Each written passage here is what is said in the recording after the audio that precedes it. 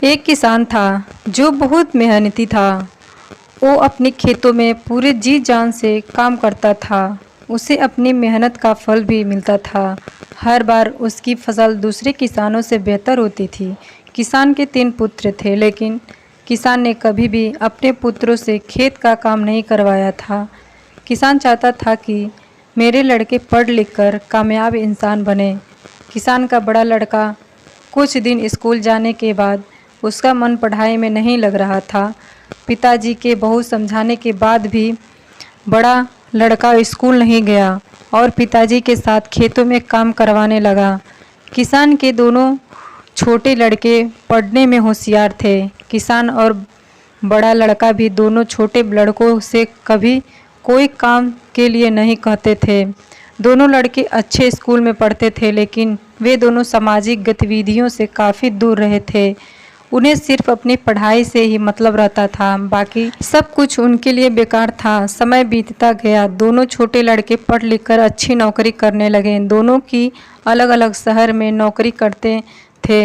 दोनों अपने पिताजी के पास कई महीने में आते थे। किसान अपने दोनों लड़कों को बहुत याद करता था, लेकिन कोई सा भी लड़का अपने पिता को देखने के लिए भी नहीं आते थे।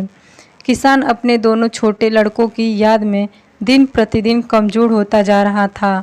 उधर दोनों छोटे लड़कों ने अपने लिए शहर में ही अलग अलग मकान ले लिया था और अपनी मर्जी से अपने पिताजी को बताए बिना शादी भी कर ली थी। अब वे अपने पिता के पास जाते ही नहीं थे। उन्हें गांव में जाना पसंद नहीं था।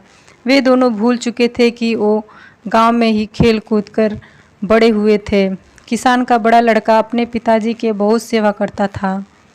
वह पढ़ा लिखा नहीं था, लेकिन अपने कर्तव्यों को बखूबी जानता था। उसने अपने भाई के लिए कभी कुछ गलत नहीं कहा।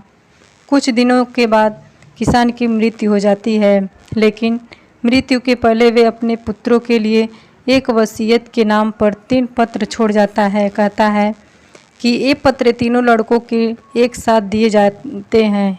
यह खबर किसान के दोनों लड़के तक भी पहुंच गई। अब दोनों लड़के अपने पिता की संपत्ति के लिए गांव में आ जाते हैं और अपने पत्र लेने की मांग करते हैं। उनके पत्र भी उनके बड़े भाई के पास सुरक्षित रखे थे। वे दोनों अपने बड़े भाई के पास अपने पत्र लेने जाते हैं, जिन्हें वह पत्र दे देता है। अब दोनों ये जानने के लिए कि पिताजी उनके लिए क्या देकर गए हैं, पत्र को खोलते हैं। पत्र खोलते ही जो उसमें लिखा था, उसे देखकर दोनों छोटे लड़के बड़े शर्मिंदा होते हैं, अपने किए पर रोने लगते हैं। उन्हें पत्रों पर लिखा था कि आज तक मैं जिंदा रहा अपने बड़े अनपढ़ लायक बेटे की वजह से, और आज मैं जिंदा नहीं हूँ वो अपने दोनों पढ़े लिखे नालायक बेटों की वजह से। मेरी आधी संपत्ति मेरे बड़े बेटे को दी जाए और आधी संपत्ति अनाथ बच्चों के लिए दे दी जाए।